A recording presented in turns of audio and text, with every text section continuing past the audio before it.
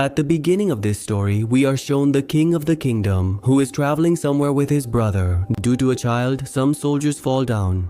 Everyone gets very angry, and just as the soldiers are about to punish the child, another friend of his named Dastan arrives, who bravely saves his friend and starts to run away. However, the soldiers catch both of them and take them to the king. The king is told the whole story. The king is very impressed by Dastan's bravery. He asks him, "What are your mom and dad's names?"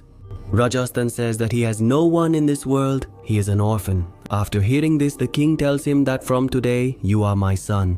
In other words, the king has adopted him as his son. The king already has 2 sons, and now Dastan is his 3rd son. As time passes, 15 years go by. Dastan has grown up now. He is a prince and a very skilled warrior. Their kingdom is called Persia, and they discover that there is a holy city named Alamut, which sells weapons to their enemies. In other words, weapons are being sold there.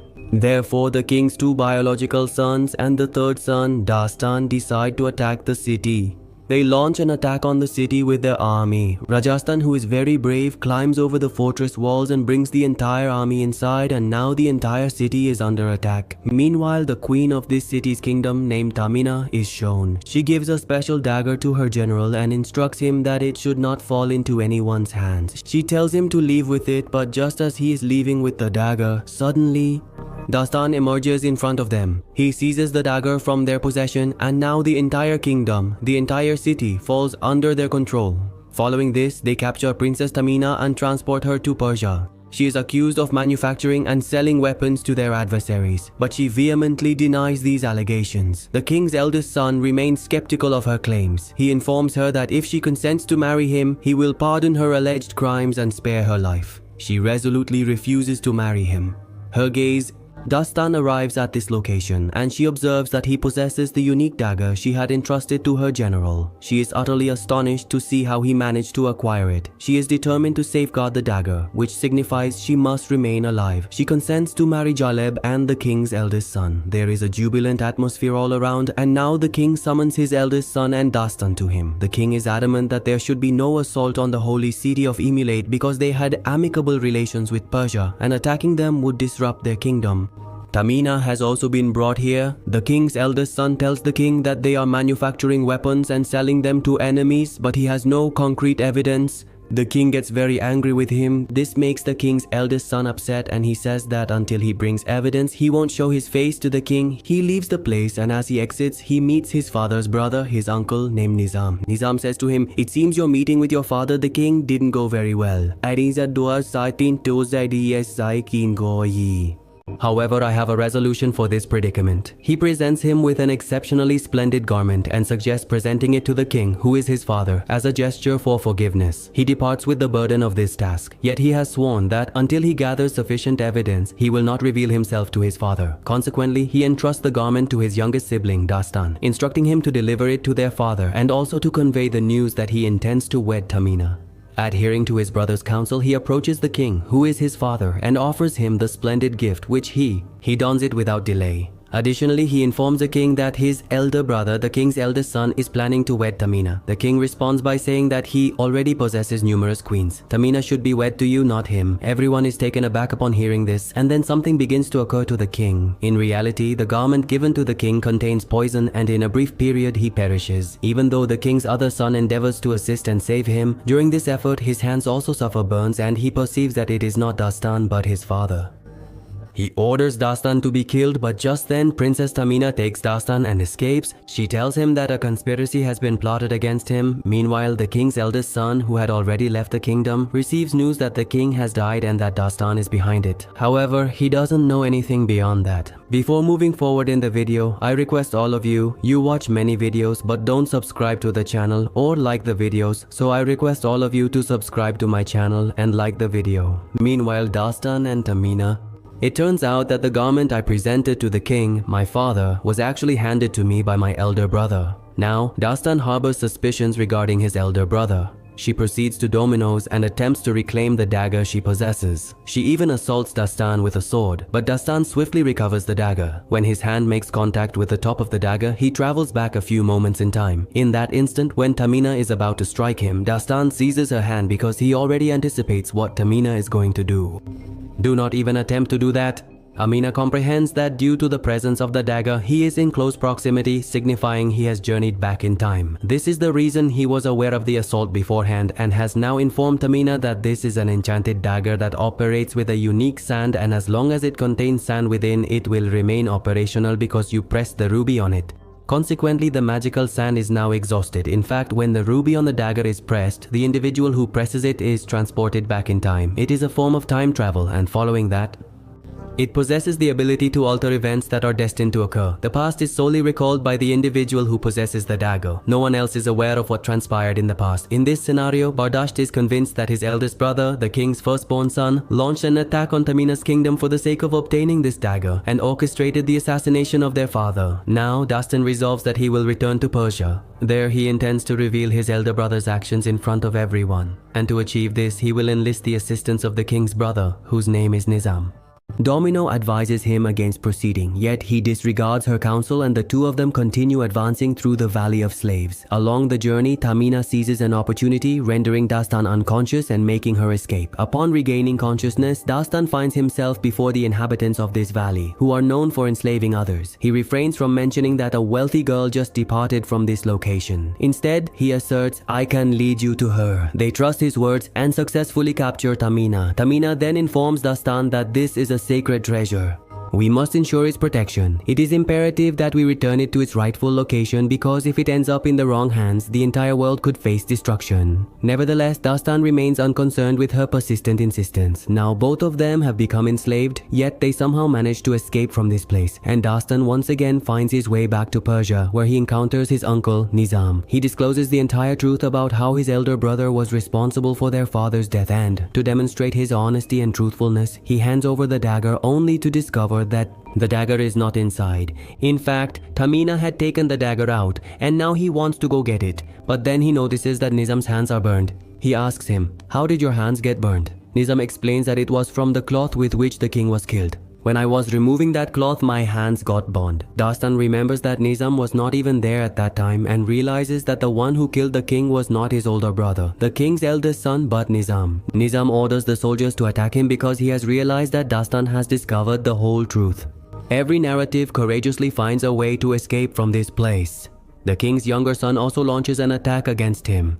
Despite his attempts to clarify the situation, it appears to him that Dastan is the one responsible for his father's death. He simply renders him unconscious and makes his escape from there, eventually reaching Tamina. Tamina then unveils the complete truth to him. Thousands of years ago, the deities conjured a perilous sandstorm because they intended to annihilate humanity. However, amidst the tempest, a girl emerged who endeavored to sacrifice herself in order to save humankind. Now, the gods. They became exceedingly joyful and sealed the sand within a glass container, and alongside it, the dagger was bestowed. This particular dagger possesses immense power, capable of annihilating the entire world. It also has the capability to travel back into the past and alter any event, and if an individual ventures too far back in time, the sandstorm will re-emerge, posing a threat to humanity once more. Here, Dastan comprehends the entire truth. Nizam desires to acquire this dagger so he can journey back in time, assassinate the king, and establish himself as the king from the outset and for eternity. Even in the evening, it is not known that going too far back in time can cause the storm to return. Now Dastan understands how precious the magical dagger is. It must be placed in its rightful place, which is an ancient temple. Therefore, he agrees to help Tamina, and as they are on their journey to return the dagger, the chief of the Valley of Slavery, who had previously captured them, reaches Poyan and they are captured. Crimes occur in this desert, and that's when some of Nizam's special people who are very dangerous fighters release their snakes on them. Here, Dastan takes the dagger, which had a little sand from Tamina added to it again. He goes back in time to see the positions of all the snakes and kills them all. There is a leader of the slaves here. It is said that this dagger was very precious and we must return it to the temple in the Hindu Kush mountains. It was taken from there and now he also agrees to help them, and upon everyone's arrival at the location, they observe that the individuals present have already been slain. Indeed, the Nizam had dispatched his men to reclaim the dagger and eliminate everyone, releasing serpents upon them during the night. They had reached the site beforehand and executed everyone. The king's son also arrives with his battalion. He is under the impression that Dastan murdered his father, so he intends to capture him and return him to his kingdom. However, Rajasthan manages to persuade him that it was not Dastan, but rather the Nizam who orchestrated all these events.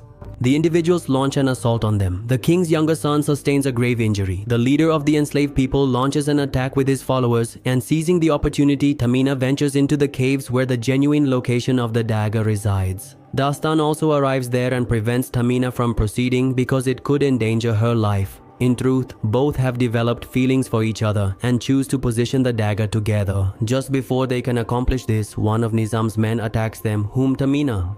The dagger slips from the grasp and descends, and the path encounters it. At this juncture, there is another one of Nizam's men who possesses complete control over the serpents and utilizes them to seize the dagger. Meanwhile, Nizam's warrior continues to engage in combat with Dastan, and just before he can slay Dastan, the younger prince, who is gravely injured, eliminates the warrior to rescue Dastan, and then he too perishes. On the opposite side, we observe Nizam, who has now acquired the dagger. He desires to prevent Dastan from wielding the dagger.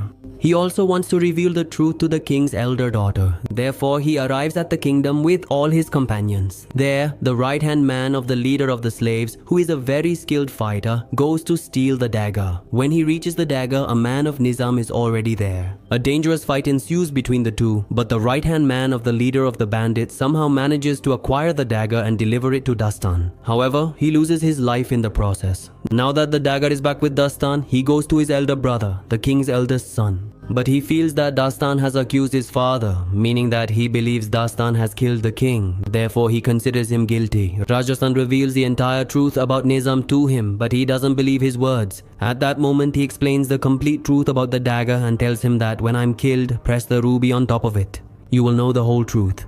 After saying this, he kills himself.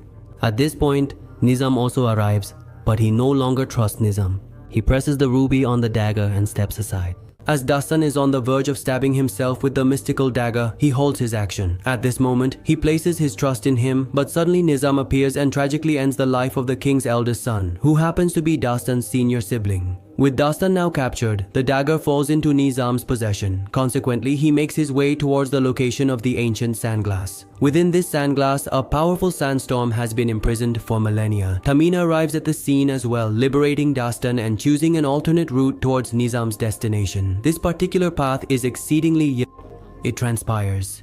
Tamina is necessitated to retrace her own footprints because that is the sole method by which she can effectively reach the sandglass, and as she is executing this, soil descends from above, causing the entire location to collapse, resulting in their separation. Nevertheless, Dastan somehow manages to reach the vicinity where the sandglass is situated. Tamina also arrives there, and they observe that Nizam has reached the sandglass with the mystical dagger. They attempt to halt him, but Nizam hurls both of them downward. Dastan seizes Tamina's hand, firmly holding on to her.